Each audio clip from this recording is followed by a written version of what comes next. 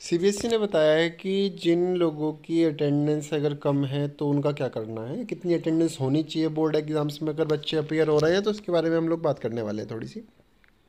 सबसे पहले तो उन्होंने कहा कि भाई देखिए, अगर आपको बोर्ड एग्ज़ाम में अपीयर होना है तो 75% अटेंडेंस मिनिमम मैंडेटरी है, इतनी तो कम से कम होनी चाहिए। अभी जो 25 की रिलैक्सेशन भी है, ये इसलिए नहीं कि हाँ भाई हमारा मन कर रहा था हमने छुट्टी कर ली।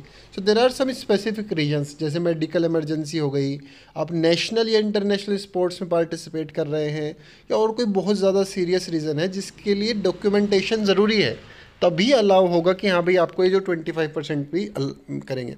अब स्कूल्स को क्या करना चाहिए वो उसके बारे में बता रहे हैं कि आपको पहले तो भैया बच्चों के पेरेंट्स को बता दो 75% अटेंडेंस ज़रूरी है।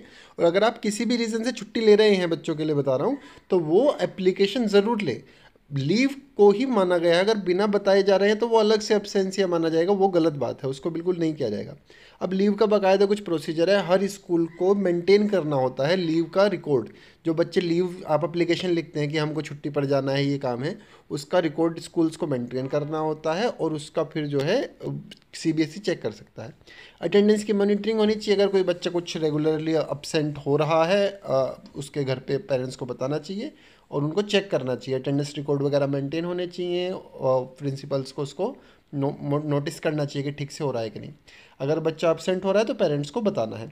अब सीबीएसई कभी भी किसी भी स्कूल में इंस्पेक्शन कर सकता है, ये चेक करने के लिए कि बच्चे प्रेजेंट हैं या नहीं है, या फिर अटेंडेंस का रिकॉर्ड मेंटेन हो रहा है या नहीं हो रहा है। और अगर ऐसा पाया जाता है कि कोई बच्चा एब्सेंट है और उसकी लीव का रिकॉर्ड नहीं है, कोई एप्लीकेशन वगैरह नहीं है, तो स्टूडेंट को डिसक्वालीफाई किया जा सकता है एग्ज़ाम में अपीयर होने से। तो बच्चों को जब भी एब्सेंट हो किसी भी रीज़न से, एप्लीकेशन ज़रूर देनी चाहिए।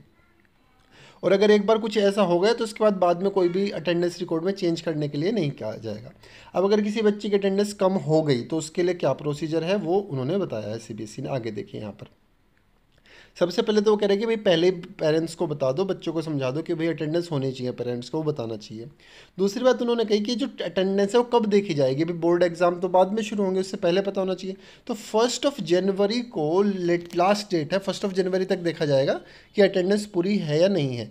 और अगर किसी बच्चे की कम है तो स्कूल्स को उनका रिकॉर्ड भेजना होता है सीबीएसई रीजनल ऑफिस में 7 जनवरी तक, कि भाई इतने इतने बच्चों की अटेंडेंस कम है 75% से, और उसके रीजंस क्या क्या है। तो क्या क्या डॉक्यूमेंट साथ में जाने होते हैं भाई, अगर आपकी इलनेस, यहाँ पर आपको डॉक्यूमेंट सारे दिख जाएंगे, आप पॉज करके देख सकते हैं।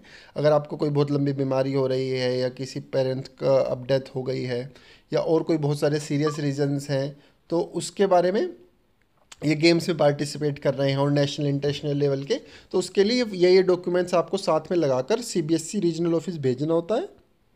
तब अगर अटेंडेंस कम है तो वो उसको कंसिडर किया जाएगा।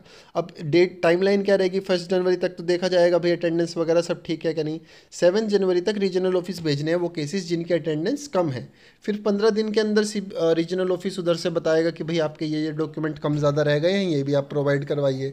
उसके बाद उसके 7 दिन के अंदर क्या है, स्कूल्स को जो डॉक्यूमेंट्स में कमी रह गई है वो वापस देने होते हैं।